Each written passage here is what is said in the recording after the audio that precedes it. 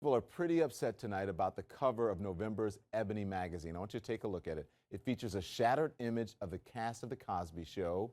Have the allegations against Bill Cosby ruined the legacy of the beloved Huxtables? Is a question here. So joining me now is Kierna Mayo, editor-in-chief of Ebony magazine. Welcome.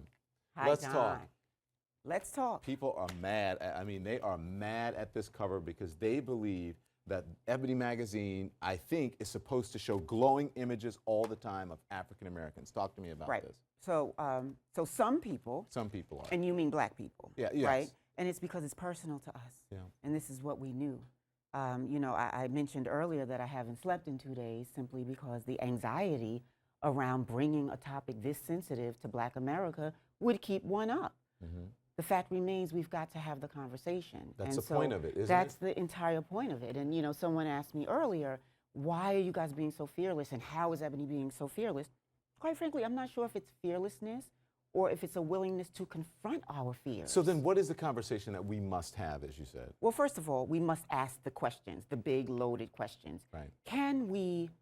Should we separate the man from the fictional character, right? The fictional character who we all exalted, loved, needed, in some respects, worshipped the idea behind, the notion behind. Film and theater critic, this is Lisa Kennedy, in the article says, Cliff Huxtable is not Bill Cosby. Cliff is a fig leaf for his creator, but he's not the same guy. One is fiction, for heaven's sake. And then she adds that it may be that we need to look for our artists is complexity. That's what we need to look for, artists, complexity. Right. I think the more we read the success of shows for what they say about us at a particular moment in time and not confuse their stars for their characters, even when they want us to, like Cosby, the smarter we'll be as humans if we can separate the man from the character.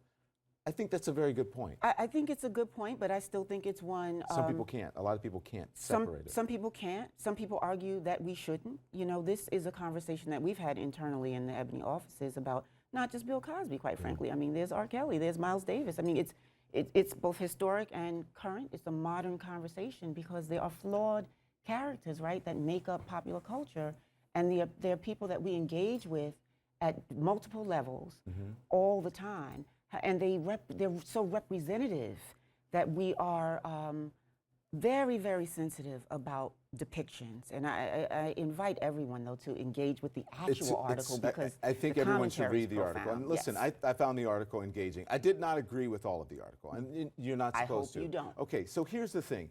The reason we're talking about this is because the Cosby family, right? That family, that was what many African Americans aspired to have this intact family. And still do. And still do. Yes. And there's nothing wrong with that. And there are many families. I grew up in neighborhoods where poured with families like that, right? From, you know, went to Southern University. My parents have been married for 50 years. My husband's parents have been married for 50 years. So you got, but what I found in the article is that it's sort of like that was not believable. That's not part of the African American culture, is having a family that's like the Huxtables, because I know many. That's what I got from it. When it talked about, it made Reagan, said, you know, it agreed with Reagan, and it made Daniel Patrick Moynihan, the report on the Negro, seemed like they were in agreement with it. I don't believe that. I think that there are many African Americans like the Huxtables and had been before. Yes, I agree. I think that there had been, and there still are, and there will be.